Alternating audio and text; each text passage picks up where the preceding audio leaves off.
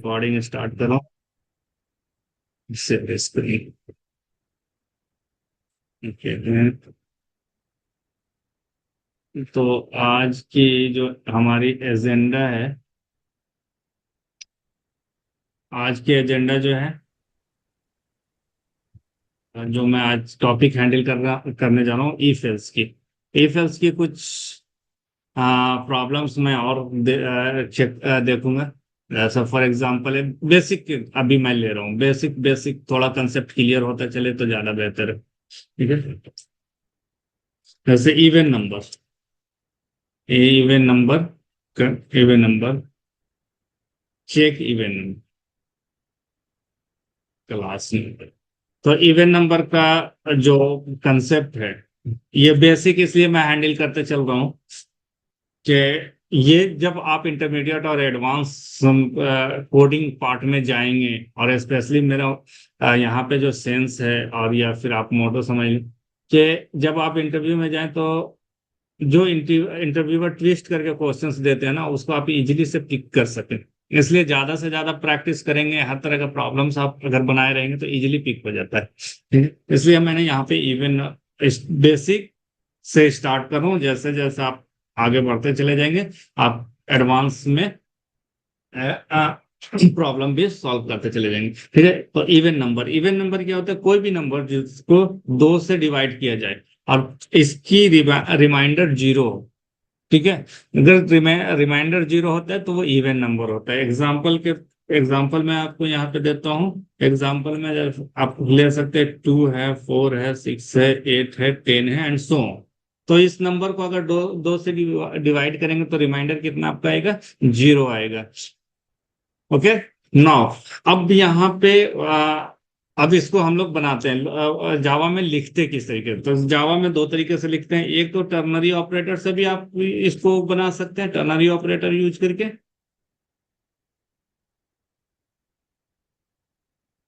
Okay. और दूसरा जो है, इफ एल्स कंस्ट्रक्ट्स भी आप यूज कर सकते हैं। ओके। नाउ मैं मेन फंक्शंस को कॉल कर रहा हूँ, मेन फंक्शंस में। और मैं जो ये 2 4 6 8 10 जो है नंबर, उसको मैं लूंगा कीबोर्ड से। तो कीबोर्ड से लेने से पहले मैं सॉर्ट कर देता हूँ। इंटर एनी नंबर, कोई भी नंबर आप डालें, डिजिट होना चाहिए। स्पेशली इसीलिए मैंने यहाँ पे मैसेज दे दिया कि जब यूजर इंटर करे तो वो नंबर इंटर करे, अल्फाबेट नहीं। ठीक है। और मैं यहाँ पे उससे पहले एक स्कैनर क्लास का वेरिएबल्स ले रहा हूँ। SC new scanner class, scanner class में सिस्टम डॉट इन पैकेज को पास करते हैं। ठीक। ये स्कैनर क्लास जो है, हमें फैसिलिटी प्रोवाइड करते ही कि हम डेटा जो है वो इंटर कर सके कीबोर्ड से। ओके। अब अगर मैं यहाँ पे डायरेक्ट लेता हूँ एससी डॉट, और इंटर करने के लिए नेक्स्ट इंट, इंटीजर में लेंगे तो नेक्स्ट इंट मेथड है, नेक्स्ट इंट मेथड लेंगे, ये आपको वैल्यू क्या होगा? कीबोर्ड से एक्सेप्ट कराएगा इंटर, इंटीजर टाइप का। अब इसको क्या करना होगा? असाइन करना होगा किसी वेरिएबल्स में, सो दैट कि मैं आगे इसको प्रोसेस कर सकूं। तो मैंने यहाँ पे नम ले लिया। अब ये नम किस तरह का होगा? इंटीजर होगा। तो मैंने नम को बताया कि नम एक कंटेनर बनाओ, जो कि जब हम इसको इंटर करेंगे from the keyboard by using this next in, तो हमें एक ऐसा कंटेनर प्रोवाइड, इस कंटेनर में वो क्या होना चाहिए? वैल्यू असाइन होना चाहिए। और ये हमें बताना पड़ेगा जावा में कि ये किस तरह का कंटेनर है। तो हमने यहाँ पे इंटीजर ले लिया। तो नंबर के लिए अगर 32,665 नंबर का रेंज के अंदर में अगर वैल्यू है, तो आप क्या लेंगे? इंटीजर लेंगे। अगर बियॉन्ड हो जाता है 35,000, 38,000 और अप टू 65,000 समथिंग, तो आपको क्या लेना पड़ेगा? लॉन्ग लेना पड़ेगा। उसी तरीके से अगर आप मिलियंस में बात करते तो डबल लेना पड़ेगा। ठीक है। तो सबका रेंज है, और वो रेंज आपको डिफाइंड करता है उसकी स्टोरिंग कैपेसिटी पे। ओके। तो नाउ यहाँ पे हमने इंटीजर ले लिया। अब टर्नरी ऑपरेटर से हम इसको प्रोसेस कर रहे हैं। ओके। तो टर्नरी ऑपरेटर को मैं ब्रैकेट में रखता हूं, नम, और ऑपरेटर हम यहाँ पे डिवाइड वाला यूज नहीं करेंगे, हम रिमाइंडर वाला यूज करेंगे, क्योंकि हमें चेक करना है रिमाइंडर की जीरो है या फिर कुछ हमें बच जाता है। हम डिवाइड नहीं कर रहे हैं, बल्कि यहाँ पे कंसेप्ट ये लगाना है कि डिवीजन तो हो रहा है, लेकिन हम क्या चेक कर रहे हैं, रिमाइंडर चेक कर रहे हैं कि रिमाइंडर हमारा जीरो है या नहीं है। अगर जीरो है तो फिर ये हमारा क्या है, नंबर जो है इवन है। अगर जीरो नहीं है तो क्या होगा, ये इवन नंबर नहीं है। तो हम यहाँ पे डिवाइड कर रहे हैं, क्योंकि ये क्या करेगा, डिवाइड करने के बाद जो रिमाइंडर होगा वो बताएगा। तो हम यहाँ पे चेक कर रहे हैं जीरो, कि अगर इसकी जीरो हो जाती है वैल्यू, राइट, तो टर्नरी ऑपरेटर हम क्या यूज करते हैं, क्वेश्चन मार्क। तो ये पूछ रहा है, क्वेश्चन मार्क मार्क तो मतलब क्या हो गया कि ये एक्सप्रेशंस पूछ रहा है कि ये जो हमने एक्सप्रेशंस दिया है वो जीरो है या नहीं। अगर जीरो है इट मीन्स ये एक्सप्रेशन, क्योंकि हमने लॉजिकल ऑपरेटर यूज किया, लॉजिकल ऑपरेटर क्या रिटर्न करता है, लॉजिकल ऑपरेटर क्या रिटर्न करता है, ट्रू या फॉल्स ट्रू और रिटर्न फॉल्स करता है ना। जी सर बोलिए ट्रू ओके, और false sir. Okay, very good. तो यहाँ पे जब ये एक्सप्रेशंस जब सॉल्व होगा तो हमें यहाँ पे ट्रू मिलेगा। तो अगर ये एक्सप्रेशन ट्रू रिटर्न करता है तो यहाँ पे ट्रू वैल्यू एक्सप्रेशंस हम लिखेंगे। अगर ये एक्सप्रेशन हमारा फॉल्स हो जाता है तो हम यहाँ पे कोलोन के साथ यहाँ पे फॉल्स वैल्यू एक्सप्रेशंस लिखेंगे। फॉल्स वैल्यू का एक्सप्रेशंस जो भी आपको करना है, या तो मैसेज डिस्प्ले करना है या फिर आपको ये कर, ठीक है। नाउ जब आप ये एक्सप्रेशंस लिखेंगे तो इसे एक वेरिएबल्स में असाइन करना होगा, या तो डायरेक्ट एसओ आउट कर दें इसको, यहां पे मैं एसओ आउट कर दूंगा तो ये चला गया हमारा, ठीक है। डायरेक्ट है शॉर्ट में लिख सकते हैं, ये इंटरप्रिटेशन है, मैं कहीं अपने ये से नहीं लिख रहा हूं। जितना आप जावा के अंदर इन करेंगे, जितना डुबकी लगाएंगे, डीप इनटू डाइव जो बोलते हैं ना, तो उतना ज्यादा आपका प्रोग्रामिंग जो है निखर करके आएगा। तो जितना इंटरप्रेट करिए इसको इसको इस तरीके से भी लिख सकते हैं। दूसरा तरीका है कि मैं डायरेक्टली सी सॉर्ट नहीं कर रहा हूं, ठीक है, इसको एक वेरिएबल्स में असाइन कर रहा हूं। तो वेरिएबल में किस तरीके से असाइन करेंगे, हम यहां पे इसको स्ट्रिंग एक क्लास है, उसके अंदर एक हमने एक वेरिएबल, ठीक है। तो ये दोनों तरीके से, क्योंकि ये वैल्यू रिटर्न करता है तो इससे ये क्या बोल रहे, यहाँ पे इससे पहले जब हमने एक्सप्रेशंस लिखा था तो ये हमें एक लाइन दे रहा था, नीचे में वेब लाइन था रेड कलर का, जो कि बताता है कि आपने सिंटैक्टिकल एरर किया है। अब ये वो लाइन नहीं है। अगर मैं यहाँ से स्ट्रिंग एक्सप्रेशंस को हटा देता हूँ लाइन नंबर 14 से, ध्यान दीजिएगा, तो यहाँ पे इमीडिएट हमारे पास लाइन रेड आ गया यहाँ पे। और इस लाइन रेड लाइन आने के बाद देखिए यहाँ पे हर जगह पे आपको रेड रेड हाईलाइट दिख रहा है कि ये इस जगह पे, यानी कि पूरे प्रोजेक्ट लेवल पे आपका क्या हो गया, इस लाइन पे एरर है। एरर क्या है आप पढ़ेंगे, no not a statement include local variable. ये बोले कि स्टेटमेंट नहीं है, आपको एक वेरिएबल इंक्लूड करना पड़ेगा, या तो उस वेरिएबल को, यानी कि फ्लश करना है, इसके वैल्यू को फ्लश करना है। कैसे करेंगे, या तो पहले स्टोर करें उसके बाद आप प्रोसेस करें, या तो फिर डायरेक्टली कुछ ऐसा मैकेनिज्म यूज करें कि वो इमीडिएटली वो उसके मेमोरी से लेकर के फ्लश कर जाए। जैसे हमने यहाँ पे सी शॉर्ट लगाया तो ये चला गया एरर। सी शॉर्ट क्या करता है, आपके मेमोरी से वो वैल्यू को लेगा और वो फ्लश कर देगा, तो आपके कंसोल पे डिस्प्ले करेगा। नौ, यहां पे मैं डायरेक्टली इसको फ्लश नहीं कर रहा हूं, इसको पहले स्टोर कर रहा हूं ताकि हम आगे इसको इस वेरिएबल्स को इस्तेमाल कर सके, ठीक है। नौ, ये हमारा चला गया, क्लियर है। अब ये जो ट्रू वैल्यू एक्सप्रेशन है हम यहाँ पे अपना एक्सप्रेशन से लिखेंगे। ये तो मैंने आपको समझाने के लिए दे दिया था कि ये इस तरीके से फॉर्म होता है ये एक्सप्रेशन। अब यहाँ पे एक्चुअल इंफॉर्मेशन हमें देना है। अब चूंकि ये ट्रू है, ट्रू मीन्स ये जीरो होगा रिमाइंडर, और जब जीरो होगा तो नंबर हमारा क्या होगा, इवन होगा, इवन नंबर, इज इवन। कौन सा नंबर है, इज इवन नंबर, ये हमारा मैसेज हो गया। लेकिन यहाँ पे हम बोल रहे हैं इज इवन, कौन सा नंबर इवन, तो यहाँ पे मैं क्या कर रहा हूं, जो वैल्यू हमने लिया है उसको यहाँ पे मैंने क्या किया, फॉर्म कर दिया। अब मैसेज के साथ नंबर आएगा, थोड़ा स्पेस आएगा, उसके बाद ये शो करेगा इज इवन नंबर। अगर सपोज कर ले कि एक्सप्रेशन फॉल्स है, तो क्या होगा, हम यहाँ पे बताएंगे कि नम जो है plus is not even number. Okay, this is. अब यहाँ पे भी आप यहाँ पे कर सकते हैं, इसी फॉर्मूला को आप यहाँ पे यूज कर सकते, मैसेज को ये दोनों तरीके से देख सकते हैं। यहाँ पे कॉपी पेस्ट करने करके नो, ये चलिए इसको रन करते हैं। हाँ, ये सॉर्ट कर देते हैं। और यहाँ पे मैं दिखा रहा हूँ कि कैप्चर इन EXPR वेरिएबल, और उसके बाद मैं यहाँ पे शो कर रहा हूँ एक्सप्रेशंस।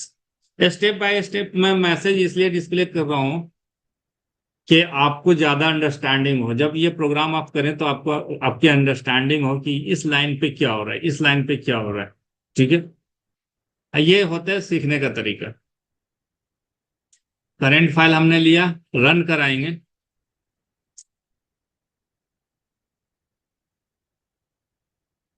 ठीक है, यहाँ पे इंटर एनी नंबर, कोई भी नंबर हम दे देते हैं randomly, 899। 899 is not a even number, इसको 2 से डिवाइड करेंगे तो रिमाइंडर 1 आएगा। आप चाहें तो इसको रिमाइंडर को भी शो कर सकते हैं कि कितना मेरा रिमाइंडर आ रहा है। राइट, तो कैसे शो करेंगे इसकी रिमाइंडर को, आप यहाँ पे क्या कर सकते हैं, इस एक्सप्रेशंस के साथ ही, इस एक्सप्रेशंस के साथ हम यहाँ पे आपका यूज कर दे रहे हैं कि नंबर मॉड्यूलो 2। तो ये क्या हो जाएगा, ये रिमाइंडर हमें शो कर देगा। एंड यहाँ पे रिमाइंडर टी। ओके, एंड देखिए ये जितना आपको ये करेंगे, ये पूरे को मैं कॉपी कर लेता हूँ यहाँ पे, क्योंकि यही सेम हम सब जगह पे यूज कर रहे हैं, है ना। तो ये आपको पता चलना चाहिए। और चूंकि ये रिकॉर्डिंग है तो आपको कोई प्रॉब्लम नहीं होगा कि हमने कहाँ पे कब और कैसे मॉडिफाई किया। राइट,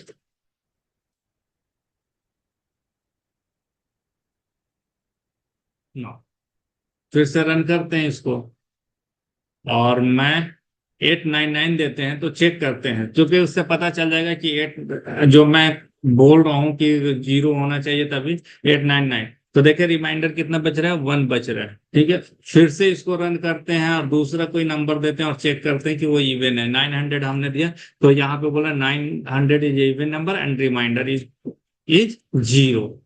ठीक है, क्लियर है ये। अब आपको बनाना है ऑड नंबर का, आपको खुद बनाना है कि ऑड नंबर के लिए आप लॉजिक लगाएंगे। कल इंशाल्लाह मैं जब स्टार्ट करूंगा सेशंस तो आपसे पूछूंगा। इफ एल्स का हमने आपको बताया था, इफ एल्स। ठीक है, और इसको भी कन्वर्ट करने की कोशिश कीजिएगा आप लोग इफ एल्स में। ओके, इफ एल्स में कन्वर्ट करने की इसको कोशिश कीजिएगा। यहाँ पे मैं operator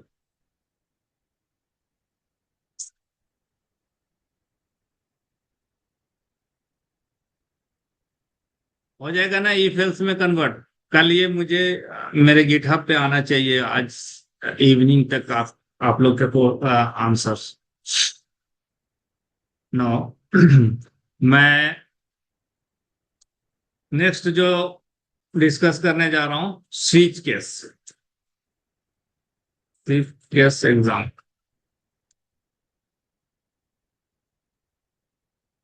very basic switch case. अभी हमने इफ के इफ एल्स भी देखा था, सैलरी सैलरीड का जो हमने आपसे कैलकुलेटर सैलरीड कैलकुलेटर प्रोग्राम करवाया था। करवाया नहीं था, मैंने आपको बताया था, उसको एक्सप्लेन किया था, है ना। तो we have the multiple branches, multiple conditions थे, लेकिन वो कंडीशंस क्या थे, सॉरी, वो कंडीशंस फिक्स नहीं थे। राइट, 10%, 5%, एंड वो आपने क्या दिया था, उसमें एक कंडीशंस दिया था कि इफ सैलरी ग्रेटर देन और लेस देन, ये कंडीशंस आपने दिया। तो जब फिक्स नहीं है तो आप क्या यूज करेंगे, और मल्टीपल का आपके acceptance criteria multiple acceptance criteria है, तब आप उस जगह पे if else else if use कर सकते हैं। लेकिन अगर कहीं पे कंडीशंस आपका जो है या एक्सेप्टेंस क्राइटेरिया बिल्कुल फिक्स है, वेल नोन है, उसके अलावा कुछ नहीं हो सकता। जैसे फॉर एग्जांपल अभी जितने लोग यहाँ पे हैं ऑलमोस्ट ये ऑटोमेशन के नहीं लेकिन मैनुअल के हैं, एप्लीकेशंस आप टेस्ट करते हैं तो आपको कस्टमर बोलते हैं भाई कि हमें एप्लीकेशंस जो है, वेब एप्लीकेशंस जो है उसको क्रोम पे भी करो, एज पे भी करो, सफारी पे भी करो, और फायरफॉक्स पे भी करो, और क्या करो, मोबाइल पे भी करो। मोबाइल के भी रेंज है, एंड्रॉयड पे करो एंड आईफोन के। अब आईफोन में चलेंगे क्या, आई टैब पे करो, आईपैड पे करो, है ना। अब इसके भी अपने रेंज है, आई टैब और आईपैड के कितना, और मोबाइल के भी रेंज है ना। इस तरीके से आता है आपको, ये कस्टमर के एक्सेप्टेंस क्राइटेरिया है, और यह रिक्वायरमेंट आप बोल सकते हैं। ओके, तो जब मैं अपना फ्रेमवर्क्स बनाऊंगा, मैं इस लेवल से आपको इनहांस करने की कोशिश कर रहा हूं आपको, कि हम आपको पता चले कि आपने करना क्या है। एक सेकंड रुको।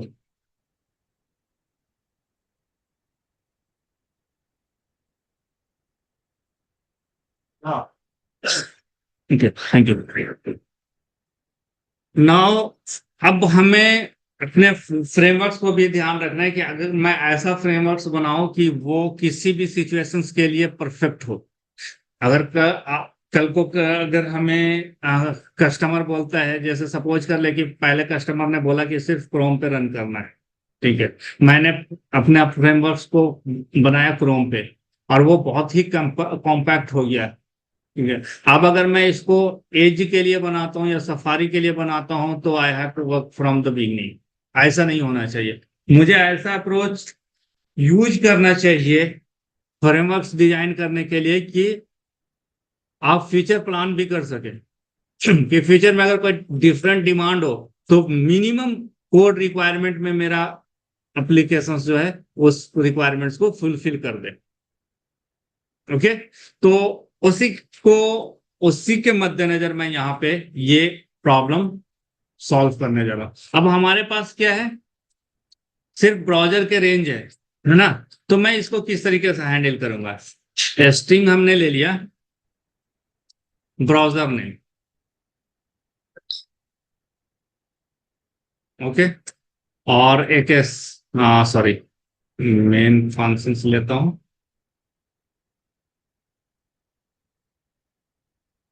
उसके बाद मैं यहाँ पे एक स्कैनर क्लास का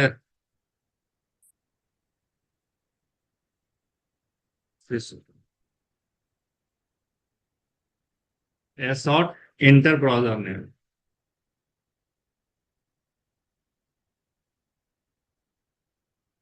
और browser name equals to sc.next। Okay, यहाँ पे हमने, और यहाँ पे मैं दूंगा स्विच में ब्राउजर नेम। ओके, और केसेस में हैंडल करूंगा मैं क्रोम है, कैपिटल में दे रहा हूँ, CHROME, क्रोम। तो मैं यहाँ पे सिस्टम दे रहा हूँ, ये run the program on running program on Chrome.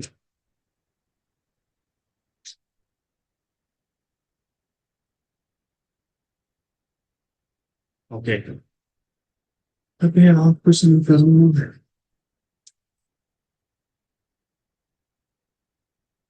Chrome के बाद क्या है, फायरफॉक्स। इसके बाद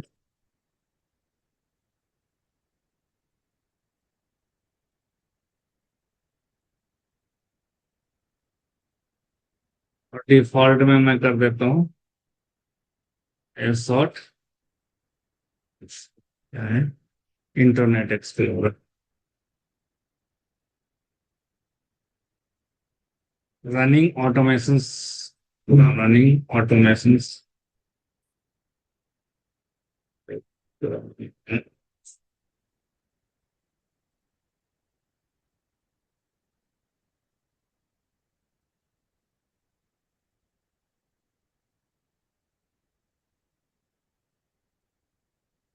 एक इस पे है, एज पे,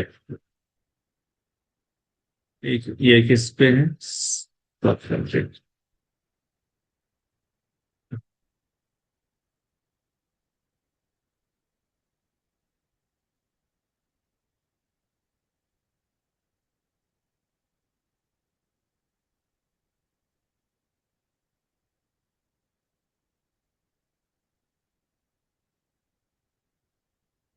ठीक है, अब इसको रन करते हैं।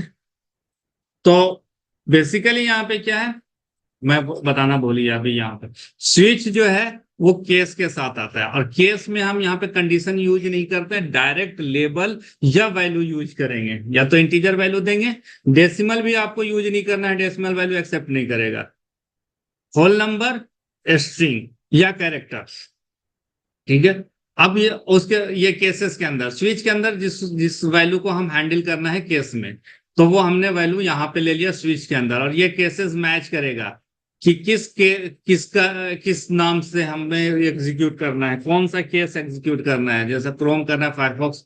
ठीक है, तो ये हमने वैल्यू दिया ब्राउजर में, जिसका नाम से होगा यहाँ पे लिस्ट अगर एग्जिस्ट करता होगा तो वो डिस्प्ले करेगा, अदरवाइज डिफॉल्ट में चला जाएगा।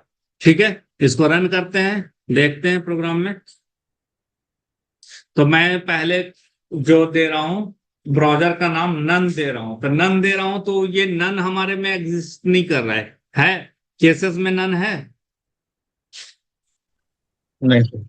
नहीं, तो वो कहाँ चला जाएगा, डिफॉल्ट वाले वैल्यू पे चला जाएगा। Running automation program and Internet Explorer, ये डिफॉल्ट वाले को एग्जीक्यूट कर दिया। अगर आपकी केसेस मैच नहीं कर रही है और आपने डिफॉल्ट वाला यूज किया है, चूंकि ये पार्ट ऑप्शनल होता है, तो किसी में केसेस में हैंडल नहीं होता है, लेकिन अगर आपने हैंडल किया है तो वो चला जाएगा डिफॉल्ट में। ठीक है, अगर सपोज कर ले मैं डिफॉल्ट हटा देता हूं, अब हमारे पास सिर्फ केस बच गए, और फिर मैं इसको रन करता हूं और नन देता हूं, तो क्या होगा, हमें हमारे पास कोई मैसेज नहीं होगा, क्योंकि नन हमने हैंडल नहीं किया। राइट, देखिए एग्जिट विदाउट एनी मैसेज, ये एग्जिट कर गया। राइट, तो डिफॉल्ट समझ में आ गया, डिफॉल्ट क्या है।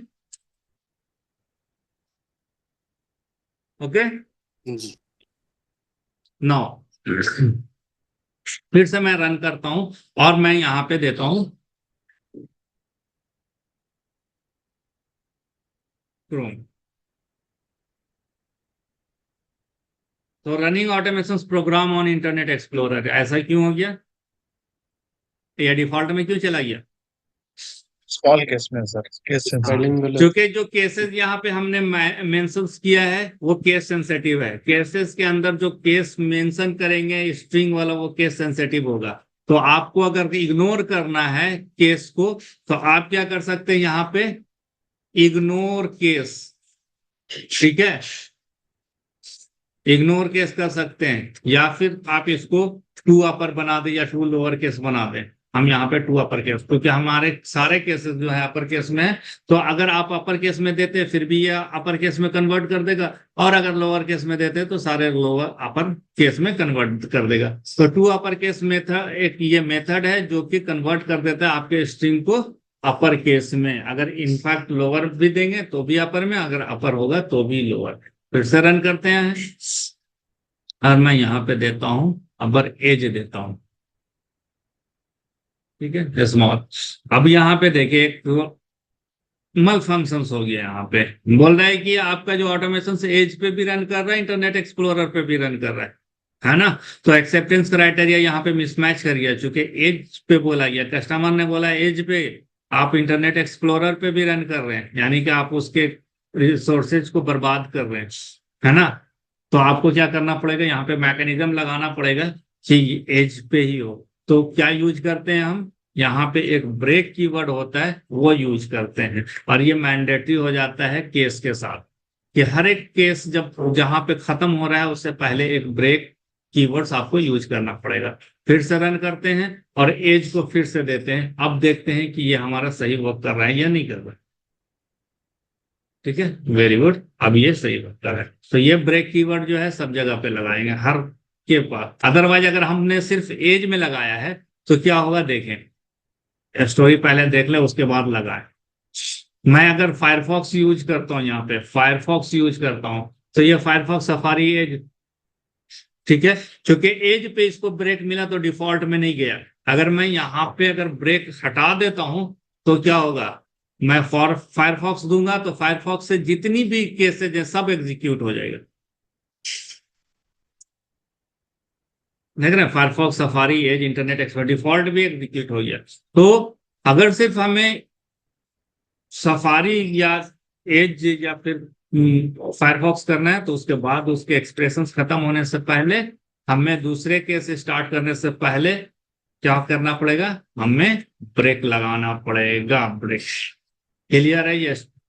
अब इसको रन करेंगे, it will run perfectly.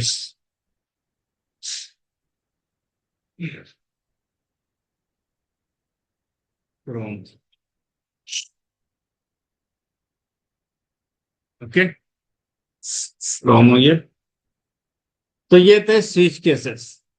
Clear है? अगर इसमें कोई डॉट है तो बताएं।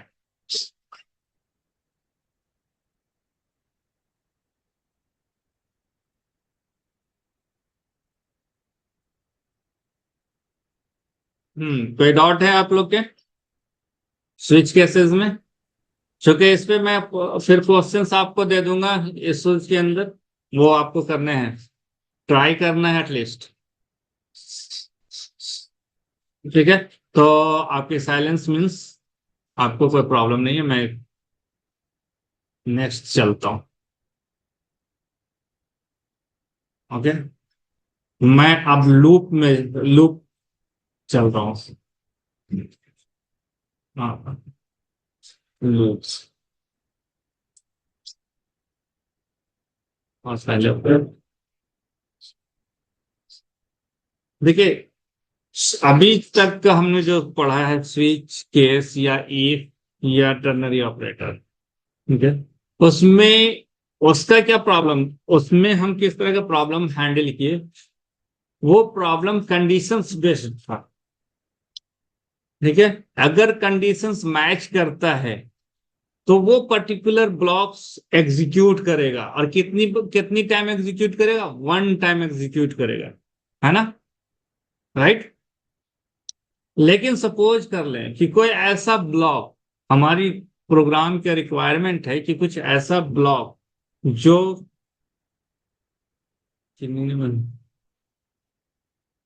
TOR, what is this TOR Abdullah?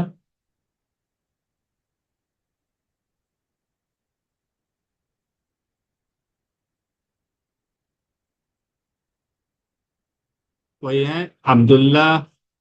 ये TOR क्या है, व्हाट इज दिस TOR?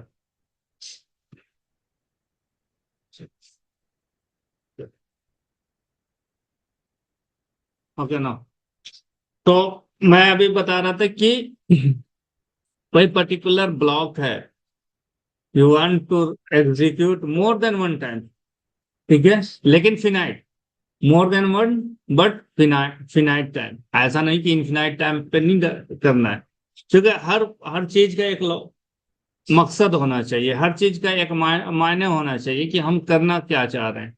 अब कोई अगर आदमी रैंडमली चल रहा है, चल रहा है, चल रहा है बगैर मकसद का, बगैर मंजिल का, तो वो चलना उसके लिए वर्द नहीं है ना।